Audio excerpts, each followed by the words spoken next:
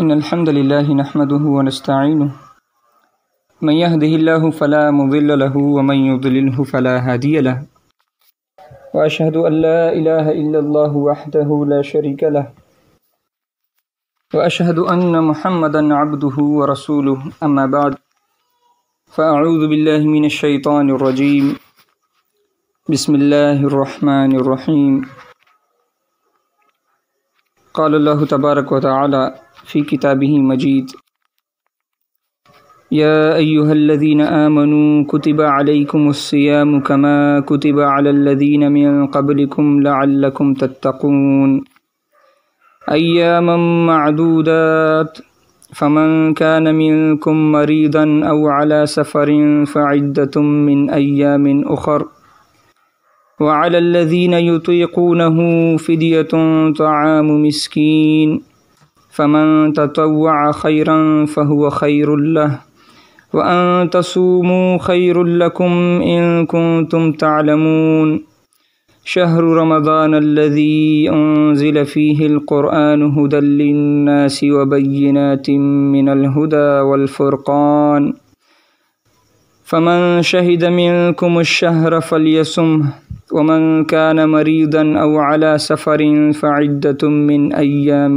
أخر يريد الله بكم اليسر ولا يريد بكم العسر ولتكملوا العدة ولتكبروا الله على ما هداكم ولعلكم تشكرون وإذا سألك عبادي عني فإني قريب أجيب دعوة الداع إذا دعان فليستجيبوا لي وليؤمنوا بي لعلهم يرشدون۔ معزز سامعین، آپ کے سامنے اللہ رب العزت کی لاریب کتاب قرآن مجید فرقان حمید میں سے سورۃ البقرہ کے 23ویں رکوع میں سے 183 نمبر آیت سے لے کر 186 نمبر آیت تک تلاوت کی ہے۔ سورۃ البقرہ اللہ کے نبی صلی اللہ علیہ وسلم پر مدینہ میں نازل ہوئی ہے۔ اس سورہ کا نام البقرہ اس مناسبت سے رکھا گیا ہے کہ اس کی آیت نمبر 67 میں 67 میں اللہ تعالیٰ نے وہ واقعہ بیان کیا ہے کہ موسیٰ علیہ السلام نے اللہ کے حکم سے اپنی قوم کو اللہ کا ایک حکم ان کو سنایا، وَإِذْ قَالَ مُوسَىٰ لِقَوْمِهِ إِنَّ اللَّهَ يَأْمُرُكُمْ أَن تَذْبَحُوا بَقَرَةً، اور جب موسیٰ نے اپنی قوم سے کہا کہ بے شک اللہ تمہیں یہ حکم دیتا ہے کہ تم ایک گائے کو ذبح کرو۔ قَالُوا أَتَتَّخِذُنَا هُزُوًا، بنی اسرائیل نے جواب دیا کہ کیا آپ ہمارے ساتھ مذاق کر رہے ہیں؟ تو موسیٰ علیہ السلام نے جواب دیا، قَالَ أَعُوذُ بِاللَّهِ أَنْ أَكُونَ مِنَ الْجَاهِلِينَ، موسیٰ علیہ السلام نے کہا میں اللہ کی پناہ چاہتا ہوں کہ میں جاہلوں میں سے ہو جاؤں، میں تمہیں اللہ کا حکم سنا رہا ہوں اور تمہیں وہ مذاق سوچ رہا ہے، تمہیں مذاق لگ رہا ہے۔ یہ تو جاہلوں کا کام ہے کہ اللہ کے معاملے میں وہ مذاق کرتے ہیں، نعوذ باللہ۔ بہرحال تو اس آیت میں بقرہ کا یہ لفظ آیا ہے، واقعہ آیا ہے اس رکوع میں، تو مناسبت علامتی طور پر جو ہے یہ اس کا نام بقرہ رکھا گیا ہے۔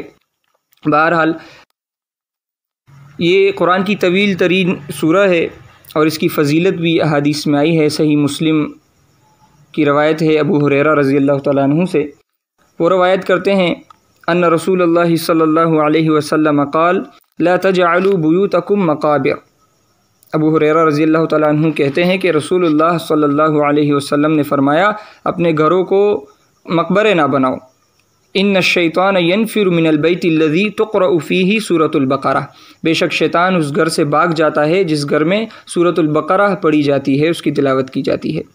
اسی طرح صحیح مسلم کی ایک روایت ہے ابو امامہ الباہلی رضی اللہ تعالیٰ عنہ سے، وہ کہتے ہیں سمعت رسول اللہ صلی اللہ علیہ وسلم یقول، کہتے ہیں میں نے اللہ کے رسول صلی اللہ علیہ وسلم کو خود یہ کہتے ہوئے سنا کہ اقرؤوا القرآن، کہ قرآن کو پڑھا کرو، فإنہ یأتی یوم القیامۃ شفیعا لأصحابہ، کہ بے شک قرآن جو ہے یہ روز قیامت اپنے دوستوں، اصحاب دوست کو کہتے ہیں، اپنے پڑھنے والوں کے لیے، عمل کرنے والوں کے لیے یہ شفاعت کرنے والا بن کر آئے گا۔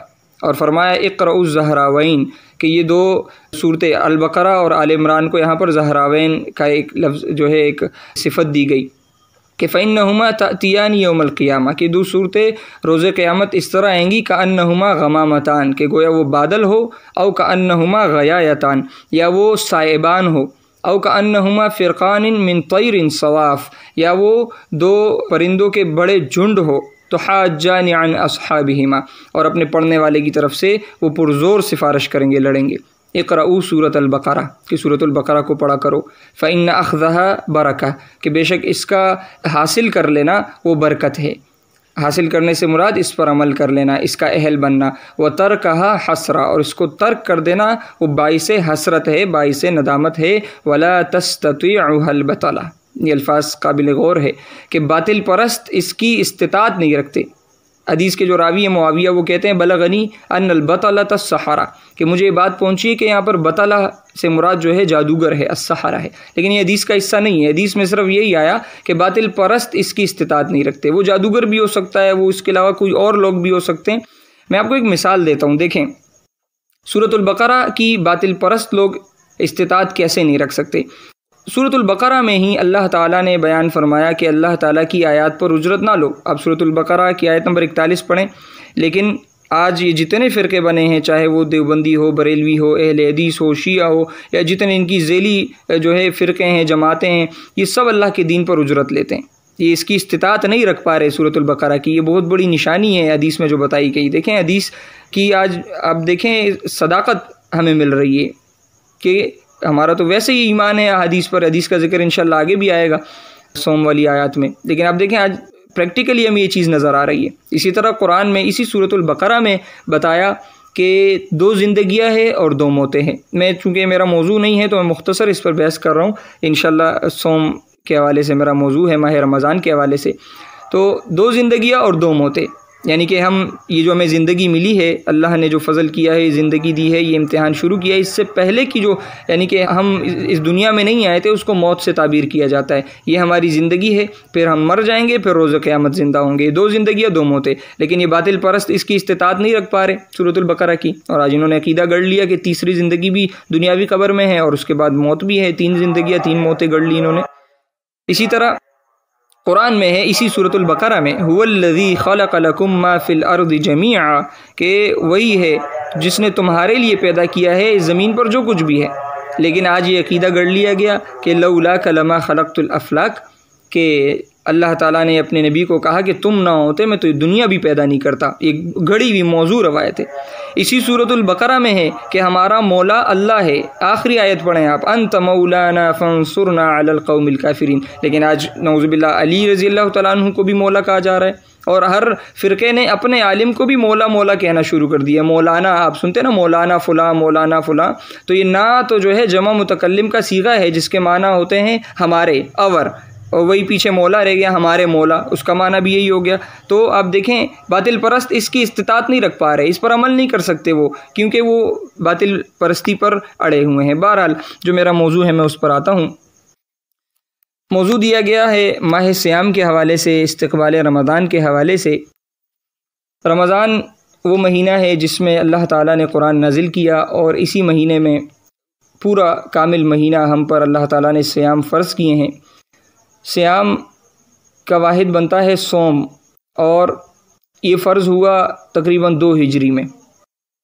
سوم کے لغوی معنی پر ذرا توجہ اگر ہم دیں تو سوم کا لغوی معنی ہے رک جانا، لغت میں اس کا معنی ہے رک جانا، اور اسی سے یہ صاد اور میم کا جو لفظ ہے اسی کے آگے آپ اکثر سنا ہوگا سامتا یا سامتن، قرآن میں بھی آیا ہے سامت کا لفظ، خاموش کو کہتے ہیں، خاموش کو، یعنی کہ وہ شخص جو باتوں سے رک جائے۔ سامتا یعنی کہ خاموش ہو جائے، سکتا باتوں سے رک جائے۔ اسی طرح اکثر لغت میں آپ کو ملے گا، اس کے حوالے سے یہی معنی آپ کو ملیں گے رک جانے کے۔ لیکن شریعت کی اصطلاح میں صوم کا مطلب کیا ہے یہ سورۃ البقرہ واضح کرتی ہے۔ سورۃ البقرہ کی آیت جو اس کے بعد آتی ہے جو میں نے تلاوت کی، اس میں اللہ تعالیٰ نے بیان کیا ہے، میں اس کا ایک حصہ پڑھوں گا۔ بیان کیا کہ وَكُلُوا وَاشْرَبُوا، اور کھاؤ پیو، حتیٰ یہاں تک کہ یتبین لکم الخیط الابیض من الخیط الاسود من الفجر، یہاں تک کہ جو سفید داغا ہے وہ سیاہ داغے سے متمیز ہو جائے، واضح ہو جائے من الفجر صبح کے وقت، کہا اس وقت تک کھاتے رہو، ثم اتم الصیام الی اللیل، پھر رات تک صوم کو پورا کرو، اپنے صیام اپنے روزے وہ پورے کرو۔ اور یہ حصہ جو ہے یہاں پر اس بات کی وضاحت ہو جاتی ہے، اور احادیث بھی بھری پڑی ہے اس حوالے سے، کہ شریعت کی اصطلاح میں صوم اس چیز کا نام ہے کہ صبح صادق سے لے کر غروب آفتاب تک کوئی شخص کھانے پینے سے رک جائے اور اپنی نفسانی خواہشات جو اس کی ہے، وہ شہوانی خواہشات جو ان تمام چیزوں پر وہ کنٹرول کرے۔ صوم کی حالت میں کئی ساری حلال چیزیں وہ حرام ہو جاتی ہے، کھانا پینا اس میں شامل ہے جب بندہ صوم کی حالت میں ہوتا ہے۔ یہ صوم ہے۔ اسلام کی بنیادوں میں سے یہ ایک بنیاد ہے صیام رمضان۔ آپ دیکھیں رمضان کا یہ جو مہینہ ہے، یہ اکثر لوگ اس کو رمضان پڑھتے ہیں، یہ رمضان نہیں ہے، رمضان ہے، میم پر زبر پڑھیں گے رمضان۔ اس کا نام یہ کیسے پڑا اس مہینے کا؟ آپ دیکھیں رمضا، یہ جو ایک فعل ہے رمضا، اس سے معنی یہ اخذ ہوتے ہیں تپنے کے۔ یہ ایک حدیث ہے صلاۃ الاوابین حین ترمض الفصال، صحیح مسلم کی روایت ہے کہ بار بار رجوع کرنے والے لوگ، یعنی کہ توبہ کرنے والے لوگ، اوابین جسے کہا جاتا ہے، صلاۃ الاوابین کا نام آپ نے سنا ہوگا۔ اوابین کی صلاۃ وہ ہے جب اونٹ کے بچوں کے پیر وہ تپنے لگ جائیں۔ ترمد، اسی رمضان اور ترمد یہ وہی لفظ ہے جو حدیث میں استعمال ہوا، اسی سے اس مہینے کا نام ہے۔ اس مہینے کا نام رمضان اس مناسبت سے پڑتا ہے کہ اس مہینے میں ہم یعنی کہ ایمان والے اپنے نفس کو تپاتے ہیں۔ کس طرح تپاتے ہیں؟ کھانے پینے سے روک کر، حلال چیز ہوتی ہے وہ، یعنی کہ فروٹ ہے حلال کمائی سے جو ہے خریدے گئے، چاول ہے، آٹا ہے، یہ تمام چیزیں حلال ہے، لیکن ہم وہ نہیں کھا رہے ہوتے ہیں، حلال سے بھی رکے ہوئے ہوتے ہیں، اپنے نفس کو تپا رہے ہوتے ہیں۔ اسی طرح اپنی نفسانی خواہشات وغیرہ ان تمام چیزوں سے اس کو روک کر اس کو تپا رہے ہوتے ہیں، اس کی تربیت کر رہے ہوتے ہیں۔ اس مہینے کا نام رمضان ہے۔ اور آپ دیکھیں سورۃ البقرہ آیت نمبر 185 اور 186 میں اللہ تعالی نے بیان کیا کہ شہر رمضان الذی انزل فیہ القرآن، کہ رمضان کا وہ مہینہ ہے جس میں قرآن نازل کیا گیا ہے، ھدی للناس، جو لوگوں کے لیے ہدایت ہے، وبینات من الہدی، اور واضح نشانیاں ہیں ہدایت کی، والفرقان، اور حق اور باطل کے درمیان فرق کرنے والی کتاب ہے۔ فمن شہد منکم الشہر فلیصم، اللہ تعالیٰ نے اتنا بڑا کرم کیا ہے، اتنا بڑا فضل کیا ہے، لہٰذا تم میں سے جو بھی اس مہینوں کو پائے تو چاہیے کہ وہ روزے رکھے۔ فلیصم امر کا صیغہ ہے، وہ صوم رکھے، روزہ اردو میں کہا جاتا ہے، صوم ہی بولنا چاہیے، وہ صوم رکھے۔ ومن کان مریضا او علی سفر فعدۃ من ایام اخر، یہاں پر اللہ تعالیٰ نے ایک رخصت رکھی ہے، آسانی والا معاملہ کیا ہے، غفور الرحیم رب ہے، کہ تم میں سے جو مریض ہو یا سفر پر ہو تو وہ اس گنتی کو بعد کے دنوں میں مکمل کر لے، وہ گن لے میں نے کتنے صیام چھوڑے ہیں کسی عذر کی وجہ سے، اور بعد میں وہ اس کو پورا کر لیں۔ یرید اللہ بکم الیسر ولا یرید بکم العسر، بیان کیا اللہ تعالیٰ تم پر آسانی چاہتا ہے، مشکل نہیں چاہتا۔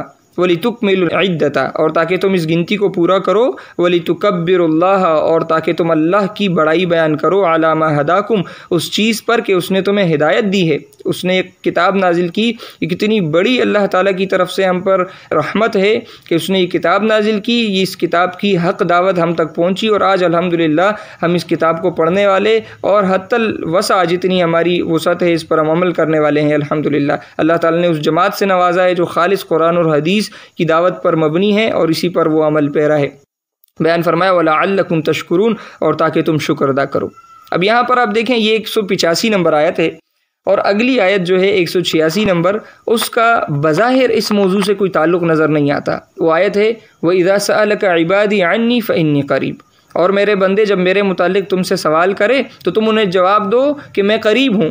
اجیب دعوت الداعی اذا دعان، میں استجابت کرتا ہوں، میں جواب دیتا ہوں، میں پکار سنتا ہوں جب پکارنے والا مجھے پکارتا ہے۔ فلیستجیبوا لی، تو چاہیے کہ یہ مجھے ہی پکارے، مجھ سے ہی مدد مانگے، ولیؤمنوا بی، اور مجھ پر ہی ایمان رکھے، لعلہم یرشدون، تاکہ یہ ہدایت پر ہو، تاکہ یہ رہنمائی پائیں۔ اب دیکھیں صوم کا موضوع چل رہا ہے اور اس کے بعد فوراً سے یہ آیت آ گئی کہ میرے بندے جب میرے متعلق پوچھے تو انہیں بتاؤ میں قریب ہوں، اور اگلی آیت میں فوراً پھر صوم کا موضوع شروع ہو گیا۔ بظاہر ایک عام قاری کو ایسا لگتا ہے کہ یہاں پر کوئی تعلق نظر نہیں آ رہا، اس ربط نظر نہیں آ رہا، اس کو جملہ معترضہ بھی کہتے ہیں کہ پوری ایک بات چل رہی ہو اور درمیان میں ایک جملہ بظاہر اس موضوع سے ان ریلیٹڈ نظر آیا ہمیں، لیکن یہ اللہ تعالیٰ کی بلیغ کتاب ہے۔ آپ دیکھیں یہاں جملہ معترضہ کا بھی بہت بڑا ایک تعلق ہے پچھلی اور اگلی آیات سے۔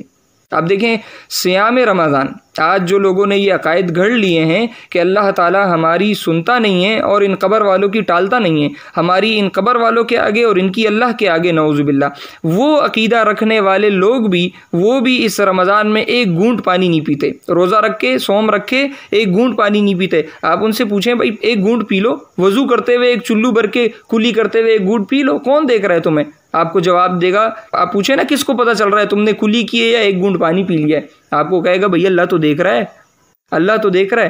تو آپ اسے کہیں کہ اللہ سن نہیں رہا، نعوذ باللہ، اللہ دیکھ تو رہا ہے لیکن کیا وہ تمہاری پکار نہیں سن سکتا کہ تم پکاروں کے لیے واسطے وسیلے دیتے ہو اللہ تعالیٰ کو، کہتے ہو یہ قبر والا پہنچاتا ہے اللہ کی بارگاہ میں، بڑا گناہگار ہوں، اللہ میری نہیں سنتا، نعوذ باللہ۔ تو اسی سیام کے موضوع کے فوراً بعد یہ موضوع اس کے درمیان میں آیا کہ جب میرے بندے میرے متعلق پوچھے تو ان کو کہو کہ میں قریب ہوں، میں اس سے ایک بات اخذ کر رہا ہوں کہ جس طرح تم ایک گھونٹ پانی نہیں پیتے کہ اللہ مجھے دیکھ رہا ہے، اسی طرح وہ تمہارے قریب ہے، تمہاری وہ دعائیں بھی سنتا ہے۔ اجیب دعوت الداعی اذا دعان، میں سنتا ہوں جب پکارنے والا مجھے پکارتا ہے، انہیں چاہیے کہ مجھے پکاریں۔ بڑا زبردست ایک ربط اللہ تعالیٰ نے جو ہے اس میں رکھا ہے۔ بہرحال صیام رمضان کے حوالے سے اب دیکھیں یہ رمضان کا جو مہینہ ہے اتنا بابرکت مہینہ ہے۔ صحیح بخاری میں ایک روایت آتی ہے ابو ہریرہ رضی اللہ تعالیٰ عنہ سے، وہ کہتے ہیں کہ رسول اللہ صلی اللہ علیہ وسلم نے فرمایا اذا دخل شہر رمضان، کہ جب رمضان کا مہینہ داخل ہوتا ہے فتحت ابواب السماء، کہ آسمان کے دروازے، اس سے مراد جنت کے دروازے، جنت کے دروازے کھول دیے جاتے ہیں، وغلقت ابواب جہنم، اور جہنم کے دروازے بند کر دیے جاتے ہیں، وسلسلت الشیاطین، اور شیاطین کو جکڑ دیا جاتا ہے، باندھ دیا جاتا ہے۔ اور اسی طرح کی ایک فضیلت پر مبنی روایت صحیح مسلم میں آئی ہے، وہ بھی ابو ہریرہ رضی اللہ تعالیٰ عنہ سے وہ روایت کرتے ہیں کہ رسول اللہ صلی اللہ علیہ وسلم نے بیان فرمایا کہ الصلوات الخمس، کہ جو 5 وقتہ صلاۃ ہے، والجمعۃ الی الجمعہ، اور جمعہ ایک جمعے سے دوسرے جمعے تک، و رمضان الی رمضان، اور ایک رمضان سے دوسرے رمضان تک، یعنی کہ ایک دن میں جو 5 صلوات ہم پڑھتے ہیں ان کے درمیان کا گیپ، ایک جمعے سے دوسرے جمعے یعنی کہ ایک ہفتے کا گیپ، اور رمضان سے رمضان ایک سال کا گیپ، یہ جو ہم یہ اعمال کرتے ہیں تو مکفرات ما بینہن، ان تمام چیزوں کا کفارہ بن جاتا ہے جو اس کے درمیان غلطیاں سرزد ہوئی ہوتی ہے، صغیرہ گناہ، اذا اجتنب الکبائر، جب تک کبیرہ گناہوں سے بچا جائے۔ کبیرہ گناہ اس کی فہرست احادیث میں موجود ہے، قرآن میں بھی ہے، جھوٹ بولنا، جھوٹی گواہی، زنا کرنا، قتل ناحق کرنا، ماں باپ کی نافرمانی کرنا، یہ تمام چیزیں اس میں موجود ہے، یتیم کا مال ناحق طریقے سے کھانا، یہ تمام چیزیں۔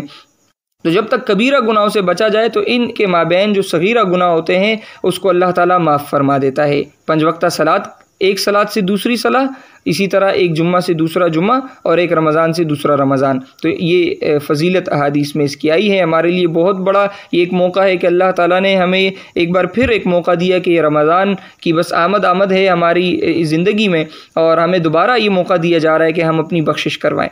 تو آپ دیکھیں اس صوم کا مقصد کیا ہے۔ جو آیت میں نے تلاوت کی تھی اس میں اللہ تعالیٰ نے بیان کیا ہے، ایمان والو یا ایھا الذین آمنوا کتب علیکم الصیام، تم پر صیام فرض کیے گئے ہیں، کتب علیکم الصیام، یہ صوم ان پر فرض ہے جن کا ایمان خالص ہو، جن کا ایمان تمام قسم کی فرقہ پرستی سے، قبر پرستی سے، اکابر پرستی سے، اور ان تمام باتوں سے جو آج جن کی وضاحت اکثر و بیشتر کی جاتی ہے غیر قرآنی اور غیر احادیث صحیحہ سے جو ثابت نہیں ہے، یعنی کہ وہ عقائد اور اعمال رکھنے والے لوگ، ان پر یہ فرض نہیں ہے۔ یا ایھا الذین آمنوا، اے وہ لوگوں جو ایمان لائے ہو، جو خالص ایمان کے حاملین ہیں، ان پر یہ صیام فرض ہے۔ اور بیان فرمایا کہ کما کتب علی الذین من قبلکم، جس طرح تم سے پہلے لوگوں پر یہ فرض کیے گئے تھے، یہ پہلے بھی لوگوں پر فرض تھے اور یہ ہم پر بھی فرض کیے گئے ہیں۔ مقصد کیا ہے؟ لعلکم تتقون، تاکہ تم تقوی والے بن جاؤ، تاکہ تم ڈرنے والے بن جاؤ۔ اور یہ صرف صوم کا مقصد نہیں ہے، ہر عبادت کا مقصد، آپ قرآن کو پڑھیں آپ کو یہی ملے گا کہ اللہ کا تقوی، اللہ کا ڈر، یہ ہر عبادت کا۔ آپ دیکھیں سورہ البقرہ میں ہے، یا ایھا الناس اعبدوا ربکم الذی خلقکم والذین من قبلکم لعلکم تتقون، اے انسانوں، اے لوگو، عبادت کرو اپنے رب کی جس نے تمہیں پیدا کیا ہے اور تم سے پہلے لوگوں کو بھی پیدا کیا ہے، عبادت کرو تاکہ تم تقوی والے بن جاؤ۔ سورۃ البقرہ میں احکامات کا ذکر جہاں پر آیا کہ بنی اسرائیل کو احکامات دیے گئے، خذوا ما آتیناکم بقوۃ واذکروا ما فیہ لعلکم تتقون، کہ مضبوطی سے پکڑو جو میں تمہیں دے رہا ہوں، اور وَاذْكُرُوا مَا فِيهِ، اور اس میں سے نصیحت حاصل کرو، یاد کرو اس کو، نصیحت حاصل کرو اس سے جو اس میں درج ہے، لَعَلَّكُمْ تَتَّقُونَ، تاکہ تم تقوی والے بن جاؤ۔ قصاص کا حکم آیا، وَلَكُمْ فِي الْقِصَاصِ حَيَاةٌ يَا أُولِي الْأَلْبَابِ لَعَلَّكُمْ تَتَّقُونَ، تمہارے لیے قصاص میں ہی زندگی ہے اے عقل والو، تاکہ تم تقوی والے بن جاؤ۔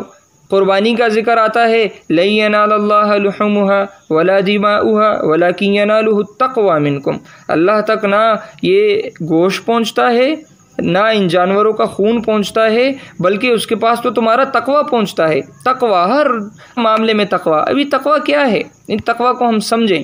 تقوی کہتے ہیں اللہ کی حدود کے اندر رہنے کو، ہر قدم پر اللہ سبحانہ و تعالیٰ کی رضا کو ملحوظ خاطر رکھنے کو۔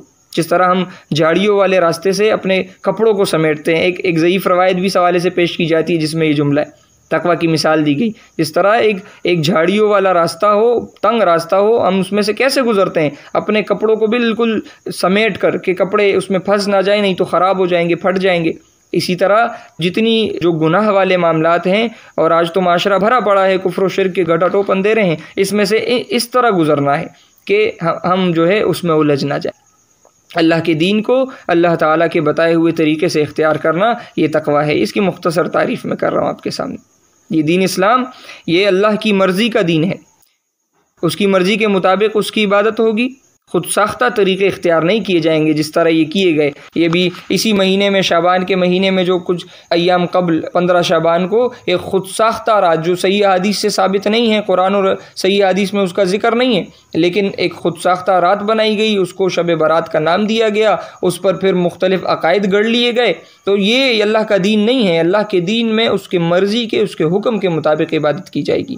اس کی عبادت کس طرح کرنی ہے، کب کرنی ہے، کہاں کرنی ہے، یہ تمام باتیں یہ ہماری مرضی پر منحصر نہیں ہے، یہ اللہ تعالیٰ نے یہ ہمیں بتا دیا ہے اپنے نبی صلی اللہ علیہ وسلم کے ذریعے۔ اسی لیے آپ دیکھیں صحیح بخاری کی روایت ہے، کتاب الایمان کی، دین میں ترتیب بتائی گئی ہے۔ صحیح بخاری کتاب الایمان کی روایت ہے عبداللہ بن عمر رضی اللہ عنہما سے، وہ کہتے ہیں کہ اللہ کے رسول صلی اللہ علیہ وسلم نے بیان کیا کہ بنی الاسلام علی خمس، کہ اسلام کی بنیاد 5 چیزوں پر ہے، اور پہلی بنیاد بتائی کہ وہ ایمان ہے، شہادت اللہ الہ الا اللہ وان محمد رسول اللہ، اس بات کی گواہی دینا کہ اللہ کے سوا کوئی الہ نہیں ہے اور محمد صلی اللہ علیہ وسلم اللہ کے رسول ہے۔ یہ ہے ایمان، ایمان کی گواہی، شہادت ہے۔ اس کے بعد بیان فرمایا وَإِقَامِ الصَّلَاةِ وَإِيتَاءِ الزَّكَاةِ وَالْحَجِّ وَصَوْمِ رمضان، اس کے بعد اقامت صلاح ہے، صلاۃ قائم کرنا، ایتاء الزکاة، زکوٰۃ ادا کرنا، والحج، حج ہے جب استطاعت ہو، وصوم رمضان، اور رمضان کے صوم ہے، روزے ہیں۔ میں اس ترتیب پر اس لیے بات کر رہا ہوں کہ ایمان کے بعد جو سب سے پہلا فرض ہم پر عائد ہوتا ہے وہ ہے اقامت صلاح، صلاۃ کو قائم کرنا، صلاۃ کو قائم کرنا، اس کے بعد زکوٰۃ ادا کرنا، اور پھر ہر سال صوم رکھنا، روزے رکھنا، اور استطاعت ہو تو زندگی میں ایک مرتبہ حج کرنا۔ آج بڑا المیہ بنا ہوا ہے، ہمیں نظر آ رہا ہے، ہمارے معاشرے میں بھی ہے، اور افسوس سے کہنا پڑتا ہے کہ ہمارے اندر بھی یہ چیز کہیں نہ کہیں سے آ گئی ہے جس کو دور کرنے کی ضرورت ہے، کہ رمضان کا مہینہ آتا ہے تو مساجد کھچا کچ بھر جاتی ہے، اور پھر جیسے ہی رمضان کا مہینہ ختم ہونے پہ ہوتا ہے تعداد کم ہوتی جاتی ہے، اور جیسے ہی رمضان کا مہینہ ختم ہوتا ہے مساجد پھر اسی طرح خالی ہو جاتی ہے جس طرح رمضان سے پہلے ہوتی ہے۔ اور یہ کوئی کسی ایک سال کا معاملہ نہیں ہے، یہ لگاتار اس طرح چلتا جا رہا ہے، ہم نے اپنی روش بنا لی ہے اس طرح کی۔ یہ عمر گزارنے والے ہمارے جو بزرگ ساتھی ہیں ان سے پوچھیں آپ، عرصہ دراز سے یہ معاملہ اس طرح چل رہا ہے۔ آپ دیکھیں ایمان والوں کا معاملہ تو اللہ تعالیٰ نے سورۃ التوبہ میں بیان کیا، آیت نمبر 18 میں، کہ انما یعمر مساجد اللہ من آمن باللہ والیوم الآخر واقام الصلاۃ وآتی الزکاۃ ولم یخش الا اللہ، کہ بے شک اللہ کی مساجد کو، اللہ کے ان گھروں کو تو وہ لوگ آباد کرتے ہیں جو اللہ پر ایمان رکھتے ہیں، یوم آخرت پر ایمان رکھتے ہیں، اور صلاۃ قائم کرتے ہیں اور زکوٰۃ دیتے ہیں، اللہ کے سوا کسی سے نہیں ڈرتے۔ بیان کیا فعسیٰ اولئک ان یکونوا من المہتدین، کہا کہ ہاں ہو سکتا ہے یہ لوگ ہدایت پر ہو، یہ ایک وعدے کا انداز ہے، ہاں ہو سکتا ہے یہ لوگ ہدایت پر ہو، امید ہے کہ یہ لوگ ہدایت پر ہو۔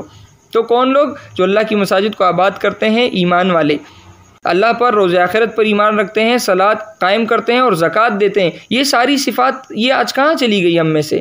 آج کیا ہوتا ہے رمضان کے مہینے میں قیام اللیل کے لیے ہم نے، یعنی کہ میں یہ نہیں کہہ رہا کہ قیام اللیل ادا کرنے نہیں آنا چاہیے، یہ بڑی فضیلت والا معاملہ ہے، قیام اللیل جماعت سے ادا کریں، لیکن قیام اللیل کے لیے ہم آ رہے ہوتے ہیں اور جب رمضان ختم ہو جائے تو پھر فرض صلاح ہے اس کے لیے ہم نہیں آ رہے ہوتے ہیں۔ ذرا فرق سمجھنے کی ضرورت ہے، یعنی کہ قابل غور مقام ہے، یہ فرق کو سمجھیں میرے بھائیوں کہ عشاء کی صلاح وہ فرض ہے اور قیام اللیل جو ہم ادا کرتے ہیں وہ نفل ہے۔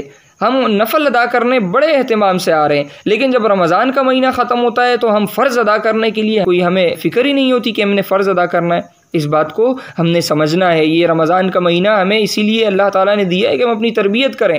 ابو ہریرہ رضی اللہ تعالیٰ عنہ سے روایت ہے کہ رسول اللہ صلی اللہ علیہ وسلم نے بیان کیا، صحیح بخاری کی روایت ہے کہ من صام رمضان ایمانا و احتسابا غفر له ما تقدم من ذنبہ۔ یہ باتیں اس لیے بیان کی جا رہی ہے کہ حدیث میں باقاعدہ اس کا ذکر ہے، بیان کیا جس نے رمضان کے صوم رکھے، دو طرح کی شرطیں ہیں۔ ایمانا، پہلی شرط یہ ہے کہ وہ ایمان والا ہو، وہ یہ نہ کہتا ہو کہ میں دیوبندی ہوں، میں بریلوی ہوں، میں اہل حدیث ہوں، میں شیعہ ہوں، یا وہ کہتا ہو کہ جس کے جس طرح بھی عقائد ہے بس وہ اس نے کلمہ پڑھا ہوا ہے، وہ مسلمان ہے، اس کے پیچھے نمازیں پڑھو، یہ اس طرح کی باتیں وہ نہ کرنے والا ہو، وہ خالص ایمان والا ہو، اس نے اپنا ایمان خالص کیا ہو، ایمان والوں کی اجتماعیت کے ساتھ ہو، انہی کو اپنا امام بناتا ہو، انہی کا امام بنتا ہو۔ ایمانا، ایمان کی حالت میں، وہ احتسابا، اور احتساب کی حالت میں۔ یہ احتساب کا لفظ یہ سمجھنے کی ضرورت ہے، اس احتساب کا اکثر معنی کر دیا جاتا ہے ثواب کی نیت سے۔ بھائی سبھی ثواب کی نیت سے صیام رکھتے ہیں، کون گناہ کی نیت سے رکھتا ہے؟ یہ اس کا معنی ضرور ہے، لیکن اس کا جو اپنا ایک معنی، ایک مفہوم دے رہا ہے، احتساب کہتے ہیں اپنا حساب کتاب کرنے کو، اپنا آڈٹ کرنے کو، اپنا آڈٹ کرنے کو۔ کیا آڈٹ ہے بھائی؟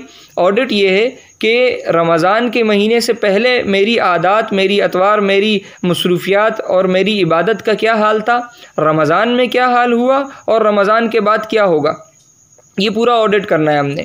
اور یہ دو شرائط جب پوری ہوں گی، ایمان و احتسابہ، ایمان کی حالت میں وہ احتسابہ اور احتساب کرتے ہوئے، اپنا حساب کتاب، اپنا آڈٹ کرتے ہوئے، بیان فرمایا غفر له ما تقدم من ذنبہ، اس کے پچھلے تمام گناہ معاف کر دیے جائیں گے۔ بہت بڑا پیکیج ہے میرے بھائیو، موقع ہے، یہ بہت بڑا پیکیج ہے۔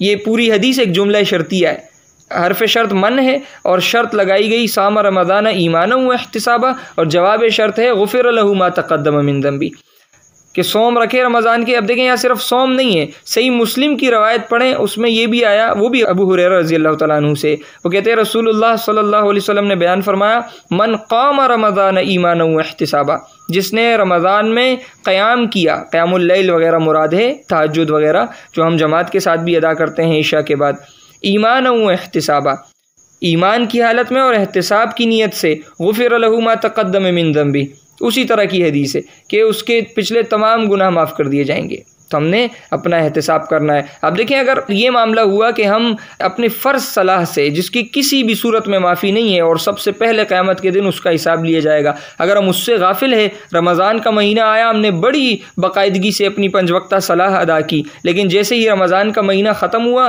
ہماری پھر وہی روش ہو گئی، ہم فرض صلاح فجر اور عشاء خاص طور پر یہ ہم نہیں ادا کرتے، اکثریت گھروں میں ہوتی ہیں ان موقع پر، اگر ہم یہ نہیں ادا کرتے کوئی احتساب نہیں ہوا، ہم نے کوئی آڈٹ نہیں کیا اپنا، ہم نے بس ایک رسمی طور پر صوم رکھ لیے اور مہینہ ختم ہوا، ہم بھول گئے کہ ہم نے اس مہینے میں کیا سیکھا اور ہم نے کیا عمل کرنا ہے۔ میرے بھائیو یہ اتنی سخت بات ہے، یہ اس طرح کی روش اختیار کرنا کہ ہماری مغفرت اس پہ رک سکتی ہے۔ آپ پوچھیں کیسے؟ کیونکہ حدیث میں تو شرط تھی، من قام رمضان ایمانا و احتسابا، ایمان کی حالت میں اور احتساب کی نیت سے، اپنا آڈٹ کرتے ہوئے۔ ہم نے تو احتساب کیا ہی نہیں، ہم نے تو شرط مکمل کی ہی نہیں، تو ہماری مغفرت کیسے ہوگی؟ مغفرت کے لیے تو شرط لگائی گئی تھی۔ تو آپ دیکھیں یہ بڑا سنگین معاملہ ہے، اس پر ہم نے غور کرنا ہوگا۔ آج ماہرین نفسیات کہتے ہیں کہ 18 سے 254 دن لگتے ہیں اپنی روٹین کو تبدیل کرنے میں، یعنی کہ چھوٹی سی چھوٹی عادت ہو تو کم از کم 18 دن لگ جاتے ہیں، بڑی بڑی عادات ہو تو زیادہ دن لگ جاتے ہیں۔ میں کہیں پر یہ اسٹڈی میں پڑھ رہا تھا تو 18 سے 254 دن وہ بتا رہے تھے۔ اللہ تعالیٰ نے ہمیں پورا مہینہ دیا ہے، اپنی عادت کو تبدیل کرو، اپنی مصروفیات ہیں ان کو اس طرح سے ترتیب دو کہ اللہ کی عبادت کے لیے جو تمہاری زندگی کا مقصد ہے تمہیں وقت ملے۔ رمضان کے بعد مساجد خالی نہ ہو۔ کیا ہمیں اللہ کی یاد صرف رمضان میں آئے گی؟ ہم بھول جائیں گے اللہ تعالیٰ کو رمضان کے بعد؟ سورۃ الحشر کی آیت کے مصداق نہ بن جائیں ہم۔ بیان فرمایا وَلَا تَكُونُوا كَالَّذِينَ نَسُوا اللَّهَ فَأَنسَاهُمْ أَنفُسَهُمْ، کہ ان لوگوں کی طرح نہ ہو جانا جن لوگوں نے اللہ کو بلا دیا تو اللہ نے ان کو ان کی جانیں، اپنی جانیں بلوا دی۔ اولئک هم الفاسقون، یہی لوگ نافرمان ہے، یہ فاسق ہے۔ اب دیکھیں یہ رمضان کا مہینہ یہ اللہ تعالیٰ نے ہمیں دیا ہے، ہم نے اس میں صوم بھی رکھنے ہیں اور اپنی عادات کو اس میں ہم نے تبدیل کرنا ہے، اپنی زندگیوں کے اندر تبدیلی لانی ہے مثبت طریقے سے۔ اسی رمضان میں ایک آخری عشرے میں ایک رات آتی ہے طاق راتوں میں، جس کو لیلۃ القدر کہا جاتا ہے۔ قرآن میں اس کی بڑی فضیلت آئی ہے۔ سورہ الدخان کی آیت نمبر 3 اور 4 میں اللہ تعالیٰ نے بیان کیا کہ انا انزلناہ فی لیلۃ مبارکہ انا کنا منذرین، کہ بے شک ہم نے اس قرآن کو ایک بابرکت رات میں نازل کیا ہے اور بے شک ہم ہی ڈرانے والے ہیں۔ فیہا یفرق کل امر حکیم، بیان فرمایا اس رات ہر حکیمانہ فیصلہ کیا جاتا ہے، فیصلہ دیا جاتا ہے۔ اور سورۃ القدر پوری سورہ اس حوالے سے بیان کیا انا انزلناہ فی لیلۃ القدر وما ادراک ما لیلۃ القدر لیلۃ القدر خیر من الف شہر، کہ ہم نے بے شک اس کو لیلۃ القدر میں، قدر والی رات میں نازل کیا ہے، اور تم کیا جانو کہ وہ قدر والی رات کیا ہے۔ بیان فرمایا کہ لیلۃ القدر وہ 1000 مہینوں سے افضل ہے، بہت بڑی بات ہے، 1000 مہینے، اس 1000 مہینوں سے بہتر رات کی تلاش میں اعتکاف کیا جاتا ہے۔ اللہ کے نبی صلی اللہ علیہ وسلم ہر سال اعتکاف کرتے تھے، اور یہ رات احادیث کی روح سے آخری عشرے کی طاق راتوں میں ہوتی ہے۔ 21ویں، 23ویں، 25ویں، 27ویں، 29ویں، ان میں کوئی بھی رات ہو سکتی ہے، کوئی رات خاص کرنا ثابت نہیں ہے۔ آج مسلک پرست کرتے ہیں 27ویں شب کو لیلۃ القدر کہہ دیتے ہیں، جبکہ یہ ثابت نہیں ہے۔ اگر یہ معلوم ہوتا تو اعتکاف نہ کیا جاتا، اعتکاف اسی لیے کیا جاتا ہے کہ ہمیں نہیں معلوم کہ کون سی رات ہے ان طاق راتوں میں سے، نہیں بتایا گیا ہمیں، تو ہم اس کی تلاش میں یہ اعتکاف کرتے ہیں تاکہ اس کی فضیلت سے ہم فضیلت حاصل کریں۔ بخاری میں روایت ہے اما عائشہ رضی اللہ تعالیٰ عنہا سے، وہ بیان فرماتی ہے کہ رسول اللہ صلی اللہ علیہ وسلم جو تھے یجاور فی العشر الاواخر من رمضان، کہ آخری عشرہ جو رمضان کا ہوتا ہے اس میں نبی صلی اللہ علیہ وسلم جو ہے اعتکاف کیا کرتے تھے۔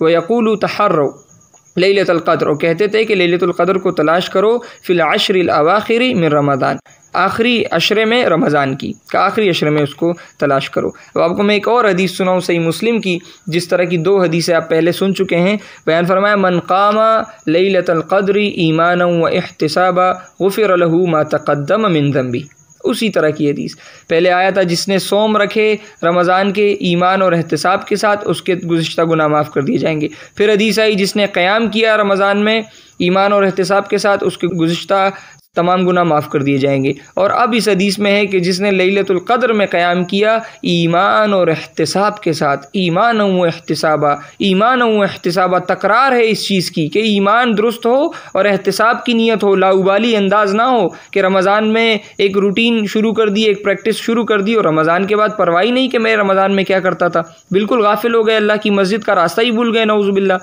تو بار بار اس کی تکرار ہو رہی ہے حدیث میں کہ اس کی طرف توجہ دیں، اپنا حساب کریں اس سے پہلے کہ ہمارا حساب ہو۔ بیان فرمایا غفر له ما تقدم من ذنبی، اس کے بھی گزشتہ تمام گناہ معاف کر دیے جائیں گے۔ بڑا ایک زبردست موقع ہے ہمارے لیے صیام رمضان کا، اپنی عادات کو بدلنے کا سنہرا موقع ہے، فقیروں اور مساکین کی تکلیف کو سمجھنے کا موقع ہے، اپنے رب سے تعلق کو مضبوط کرنے کا موقع ہے، اپنی مغفرت کروانے کا موقع ہے۔ صحیح حدیث میں آتا ہے اللہ کے نبی صلی اللہ علیہ وسلم ایک بار ممبر پر چڑھ رہے تھے، یہ جو ممبر کی آپ 3 سیڑھیاں دیکھتے ہیں، نبی صلی اللہ علیہ وسلم سب سے اوپر کھڑے ہوا کرتے تھے۔ تو نبی صلی اللہ علیہ وسلم نے ایک سیڑھی پر قدم مبارک رکھا تو کہا آمین، دوسری پر رکھا کہا آمین، اور سب سے اوپر چڑھے تو کہا آمین۔ صحابہ نے پوچھا یا رسول اللہ صلی اللہ علیہ وسلم، آپ کو کبھی ایسا کرتے ہوئے دیکھا نہیں، کیا معاملہ ہے، مفہوم ہے حدیث کا؟ نبی صلی اللہ علیہ وسلم نے بیان کیا کہ ابھی جبریل میرے پاس آئے تھے، انہوں نے 3 بد دعائیں کی، 3 قسم کی، یہ کوئی معمولی بات نہیں ہے۔ جبریل امین جو قرآن کو لے کر نبی صلی اللہ علیہ وسلم کے پاس آتے تھے، وہ بد دعا کر رہے ہیں، اور آمین کون کہہ رہا ہے؟ رحمت للعالمین، نبی صلی اللہ علیہ وسلم اپنی امت پر بڑے شفیق، اور وہ بد دعا پر آمین کہہ رہے ہیں۔ تو اس گناہ کی سنگینی کو پھر آپ اندازہ لگائیں کس قسم کا وہ گناہ ہوگا۔ 3 گناہ بتائیں، 3 چیزیں اس پر جبریل امین نے علیہ السلام انہوں نے بد دعا دی۔ کا مفہوم حدیث کا ایک یہ کہ ایک شخص کے والدین، چاہے وہ دونوں ہوں یا دونوں میں سے ایک ہو، اس کو بڑھاپے کی حالت میں ملے اور وہ ان کی خدمت کر کے اپنی مغفرت نہ کروا لے، بتایا اس کی ناک خاک آلود ہو جائے، نبی صلی اللہ علیہ وسلم نے کہا آمین۔ دوسرا وہ شخص جس کو رمضان کا مہینہ مل جائے اور وہ اس میں عبادت کر کے اپنے رب کو راضی کر کے اپنی مغفرت نہ کروا سکے، اس کی بھی ناک خاک آلود ہو جائے۔ نبی صلی اللہ علیہ وسلم نے کہا آمین، اور کہا تیسرا وہ شخص جس کے سامنے آپ کا ذکر ہو، یعنی کہ محمد صلی اللہ علیہ وسلم کا، اور وہ آپ کے لیے رحمت کی دعا نہ کرے، صلی اللہ علیہ وسلم نہ پڑھے۔ آپ لوگ بھی پڑھا کریں، ضرور پڑھا کریں۔ جب بھی نبی صلی اللہ علیہ وسلم کا نام آتا ہے، محمد صلی اللہ علیہ وسلم کا نام آتا ہے، رسول اللہ نام آتا ہے، تو آپ صلی اللہ علیہ وسلم لازمی پڑھا کریں۔ کہا جو نہیں پڑھتا ناک خاک آلود ہو جائے اس کی۔ نبی صلی اللہ علیہ وسلم نے کہا آمین، یعنی کہ یہ ایسا معاملہ ہے، ہم نے اس میں بڑا سنجیدہ ہو کر اس مہینے کی برکات کو سمیٹنا ہے۔ یہ عبادات، یہ مذہبی رسمیں نہیں ہیں کوئی، یہ دین کی بنیادیں ہیں، یہ اللہ تعالیٰ سے ہمارا کیا ہوا یہ عہد و پیمان ہے۔ اور یہ ایسا معاملہ نہیں ہونا چاہیے کہ ہمارے درس و تدریس میں کہا جائے گا تو ہم اس امتحان کی تیاری کریں گے۔ ہمارے امتحان تو کالج اور یونیورسٹیوں میں بھی ہوتے ہیں، ہمیں کبھی درس کر کے نہیں کہا جاتا، لیکن کیا رمضان کے لیے ہمیں بار بار اور عبادات کے لیے، فرض عبادات کے لیے درس دیا جائے گا؟ فرض عبادات کو یعنی کہ کوئی سوال ہی نہیں پیدا ہوتا کہ ہم اس کو ترک کریں۔ فرض عبادات مالک یوم الدین کے پاس جانا ہے، اللہ تعالیٰ کے پاس جانا ہے۔ اس دن ہمارا شمار کہیں ان لوگوں میں نہ ہو جائے جن کا ذکر سورۃ القلم میں اللہ تعالیٰ نے کیا، آیت نمبر 42 اور 43 میں بیان فرمایا یوم یکشف عن ساق ویدعون الی السجود فلا یستطیعون، کہ جس دن حقیقت سے پردہ اٹھایا جائے گا، پنڈلی کھولی جائے گی تو سجدے کے لیے بلایا جائے گا، فلا یستطیعون، پھر یہ استطاعت نہیں رکھیں گے اس کی۔ خاشعۃ ابصارہم ترہقہم ذلہ، ان کی آنکھیں جھکی ہوئی ہوں گی اور ذلت ان پر چاہ رہی ہوگی، ترہقہم ذلہ وقد کانوا یدعون الی السجود وہم سالمون، اس سے پہلے ان کو سجدے کے لیے بلایا جاتا تھا، حی علی الصلاح حی علی الفلاح کی پکاریں لگتی تھی، وہم سالمون، یہ ٹھیک ٹھاک تھے، یہ نہیں آتے تھے۔ کہا اس دن بھی یہ سجدہ نہیں کر سکیں گے کہ ہمارا شمار ان لوگوں میں نہ ہو جائے۔ یہ رکوع سجود یہ ایمان کی صداقت کا ثبوت ہے۔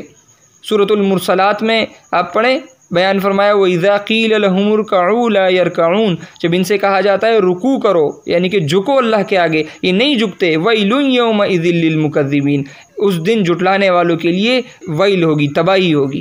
یہ جھٹلانے سے تشبیہ دی ہے اللہ تعالیٰ نے اس کو۔ تو ہم صرف رمضان میں رکوع و سجود کرنے سے بری الذمہ نہیں ہو جائیں گے، اس پر دائم رہنا ہوگا۔ میں سورۃ المعارج کی آیت نمبر 19 سے 28 تک یہ مختصر آیات ہیں، میں یہ پڑھتا ہوں۔ اللہ تعالیٰ نے بیان کیا کہ ان الانسان خلق ہلوعا، کہ انسان بڑا بے صبرا پیدا کیا گیا ہے۔ اذا مسہ الشر جزوعا، جب اس پر مصیبت آتی ہے تو یہ گھبرا اٹھتا ہے۔ واذا مسہ الخیر منوعا، اور جب اس پر خوشحالی آتی ہے تو یہ بخیل ہو جاتا ہے۔ بیان فرمایا الا المصلین، لیکن وہ لوگ نہیں جو صلاۃ ادا کرنے والے ہیں، مصلین ہے۔ بیان فرمایا الذین هم علی صلاتہم دائمون، یہ وہ لوگ ہیں جو اپنی صلاۃ پر دوام اختیار کرتے ہیں، دائمی صلاۃ ادا کرنے والے، صرف رمضان میں نہیں، اس جملے کو سمجھے میرے بھائیوں، دائمی صلاۃ ادا کرنے والے۔ والذین فی اموالہم حق معلوم، یہ وہ لوگ ہیں جن کے مالوں میں ایک معلوم حصہ ہوتا ہے، حق ہوتا ہے، للسائل والمحروم، مانگنے والے کے لیے اور محروم کے لیے بھی، جو نہیں مانگتا اور محروم ہوتا ہے۔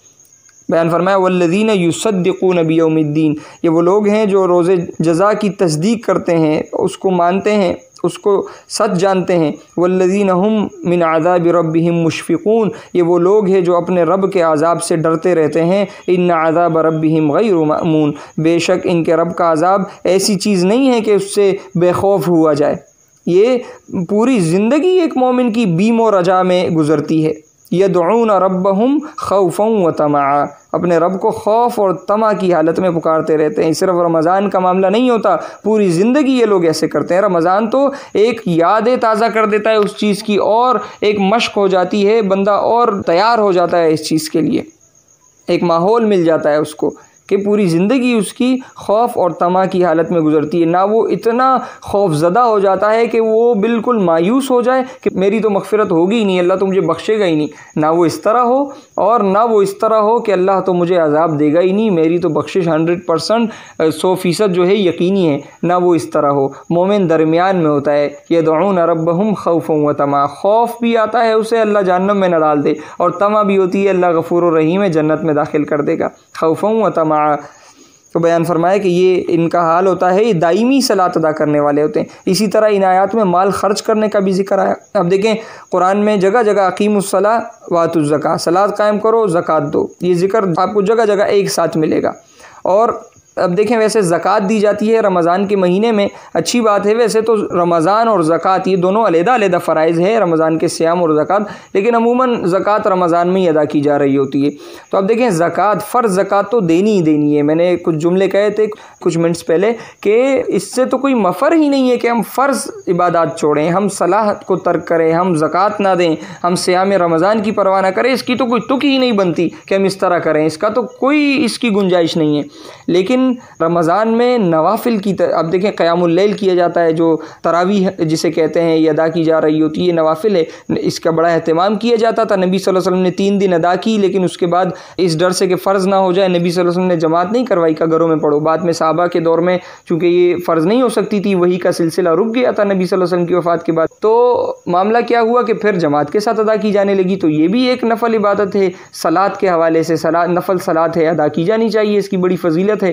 اسی طرح نفل صدقات بھی رمضان میں وہ کثرت سے دیے جائیں۔ نبی صلی اللہ علیہ وسلم کے متعلق صحیح احادیث میں آتا ہے کہ نبی صلی اللہ علیہ وسلم بڑے سخی تھے، خرچ کرنے والے تھے لوگوں پر، اور بیان کیا کہ جب رمضان کا مہینہ ہوتا تھا تو نبی صلی اللہ علیہ وسلم کی سخاوت اور زیادہ بڑھ جاتی تھی۔ ایک نفع دینے والے ہوا سے بھی زیادہ نبی صلی اللہ علیہ وسلم نفع دینے میں، سخاوت میں تیز ہو جاتے تھے۔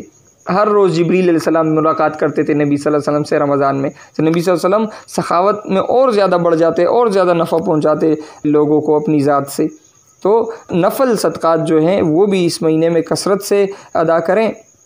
اور اس حوالے سے اب دیکھیں صحیح بخاری کتاب الصیام میں روایت ہے، تو میں انشاءاللہ 1-2-4 احادیث پڑھ کے اختتام کروں گا۔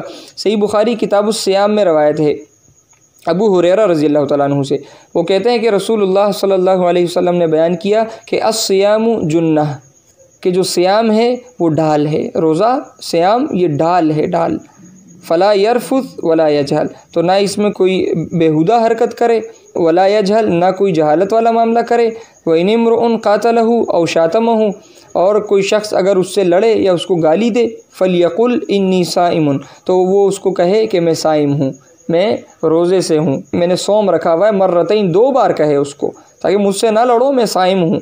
وَالَّذِي نَفْسِي بِيَدِهِ، اور نبی صلی اللہ علیہ وسلم نے بیان کیا کہ اس ذات کی قسم جس کے قبضہ قدرت میں میری جان ہے، لخلوف فم الصائمی، کہ یقیناً روزے دار کے منہ کی جو بو ہوتی ہے، اطیب عند اللہ تعالی من ریح المسک، وہ اللہ تعالیٰ کے قریب مشک سے بھی زیادہ پسندیدہ ہے، اچھی ہے۔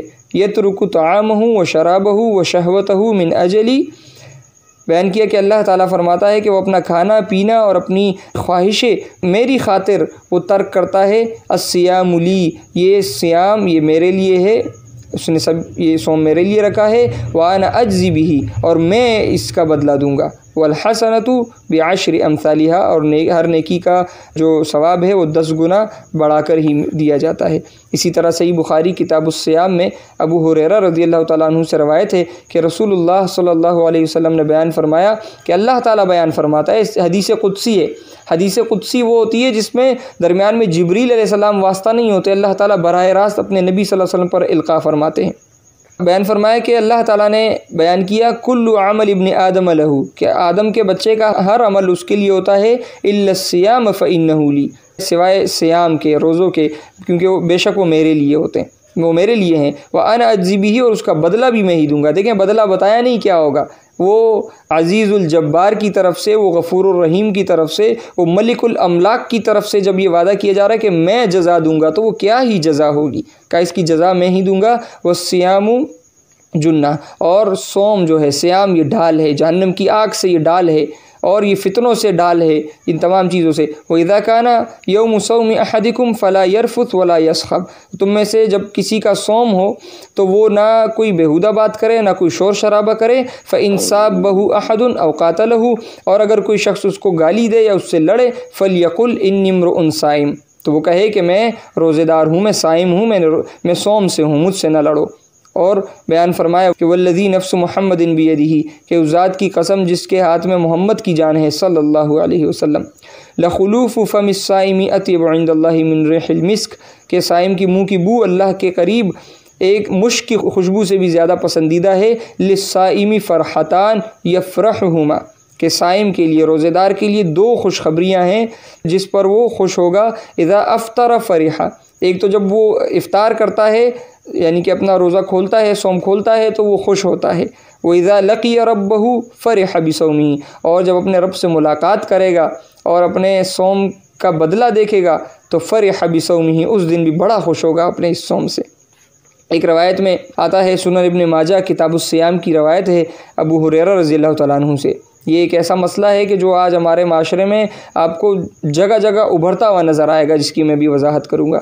ابو ہریرہ رضی اللہ تعالیٰ عنہ کہتے ہیں کہ رسول اللہ صلی اللہ علیہ وسلم نے بیان فرمایا، من لم يدع قول الزور والجہل والعمل به فلا حاجت للہ فی ان یدع طعامہ وشرابہ، کہ جو شخص جھوٹی بات، جہالت اور اس پر عمل کو ترک نہ کرے تو اللہ تعالیٰ کو کوئی ضرورت نہیں ہے کہ یہ شخص اپنا کھانا پینا ترک کر دے۔ آپ دیکھیں آج جھوٹی بات اور جہالت اور اس جھوٹی بات اور اس جہالت پر عمل یہ ہمارے معاشرے میں کوٹ کوٹ کر بھرا ہوا ہے۔ قسمیں کھائی جاتی ہے، اللہ کی قسم اتنے کی تو خرید بھی نہیں ہے، ایک دکاندار قسم کھا رہا ہوتا ہے، صوم کی حالت میں بھی جھوٹی قسم کھا رہا ہوتا ہے بعض اوقات۔ ایک شخص دوسرے سے 2-4 باتیں زیادہ کر دے، وہ آگے سے کہتا ہے بھائی رمضان ہے، زیادہ باتیں نہیں کرنا، میرا دماغ کام نہیں کرتا رمضان میں۔ آپ کہیں بھائی دماغ کام کیوں نہیں کرتا؟ رمضان کا مہینہ تو آیا ہے کہ تمہارا دماغ ٹھکانے پہ آئے۔ تم سمجھو کہ اللہ تعالیٰ ہمیں اس رمضان کے مہینے میں سکھا رہا کیا ہے، تم اسی رمضان کے مہینے کو بلیم کر رہے ہو کہ رمضان کا مہینہ ہے اور جو ہے مجھ سے زیادہ باتیں نہیں کرو، لڑائی پہ اتر آتے ہیں لوگ۔ کہا اگر کوئی شخص ایسا کرتا ہے، وہ جھوٹی بات کرتا ہے، وہ جہالت کرتا ہے اور اس پر عمل کرنا وہ ترک نہیں کرتا جھوٹی بات اور جہالت پر، تو پھر اللہ کو بھی کوئی ضرورت نہیں ہے کہ یہ شخص اپنا کھانا پینا چھوڑ دے، یہ کھائے پیے، اس کو کوئی ضرورت نہیں صوم رکھنے کی۔ یہ بڑی سخت حدیث ہے۔ تو آپ دیکھیں یہ ان تمام باتوں پر اس کو ہم نے سمجھنا ہے، اس پر عمل کرنا ہے۔ یہ موضوع دیا گیا تھا استقبال رمضان کے حوالے سے۔ آپ دیکھیں یہ اس کا استقبال کرنے کا کیا مطلب ہے؟ اس کا مطلب ہرگز یہ نہیں ہے کہ ہم رمضان سے 2, 3 اور 4 دن پہلے روزے رکھنا شروع کر دیں، صوم رکھنا شروع کر دیں کہ ہم رمضان کا استقبال کر رہے ہیں۔ یہ چیز تو باقاعدہ منع ہے، حدیث میں منع ہے کہ کوئی ایسا نہ کرے کہ رمضان کے استقبال کے لیے مفہوم ہے حدیث کا کہ شعبان کے آخر میں روزے رکھنا شروع کر دے، منع کیا گیا ہے۔ اس کا مقصد یہ ہے استقبال رمضان کا کہ ہم رمضان کی آمد سے قبل ہی یہ نیت کر لیں کہ اس رمضان میں اپنے اندر تبدیلی لاؤں گا۔ ہم اپنے اندر تبدیلی لائیں گے، ایسی تبدیلی لائیں گے کہ وہ عارضی نہیں ہوگی بلکہ دائمی ہوگی انشاءاللہ۔ وہ صرف رمضان کی حد تک نہیں ہوگی کہ رمضان کے بعد عید کا شوال کا چاند نظر آیا اور ہمارا چاند غائب، ہم غائب ہو گئے، ہم پھر مسجد میں نظر نہیں آئے۔ نعوذ باللہ ایسا محسوس ہوتا ہے کہ یہ فرض نماز صرف جو ہے رمضان میں ہوتی تھی، یہ تو ہر سال کے 12 مہینے اور 365 دن یہ صلاۃ چل رہی ہوتی ہے، فرض صلاح ہو رہی ہوتی ہے۔ ہم نے اس میں شرکت کرنی ہے، ہم اپنے اس عمل میں روز بروز بہتری لائیں گے، یہ ہم نیت کریں۔ یہ جو میں نے کہا نا کہ استقبال رمضان کا کیا مطلب ہے، اس نیت کے ساتھ کہ ہم اپنے عمل میں روز بروز بہتری لائیں گے، انشاءاللہ اس میں کمی نہیں آنے دیں گے۔ اور یہ نیت کرنے کے بعد اللہ سبحانہ و تعالیٰ سے ہمت اور استقامت کی اور خلوص نیت کی دعا بھی کریں انشاءاللہ۔ یہ استقبال رمضان کے حوالے سے آپ کے سامنے چند ٹوٹے پھوٹے الفاظ میں اپنا حاصل مطالعہ پیش کیا ہے۔ اللہ تعالیٰ سے دعا ہے کہ ہمیں ایمان پر استقامت عطا فرمائے اور دین کے بنیادوں کو سمجھنے، دین کے بنیادوں کو قائم کرنے، سنجیدگی سے اس پر عمل کرنے کی اور اس کے تقاضے پورے کرنے کی اللہ تعالیٰ ہمیں ہمت و توفیق عطا فرمائے۔ سبحانک اللہم و بحمدک، اشہد ان لا الہ الا انت، استغفرک و اتوب الیک۔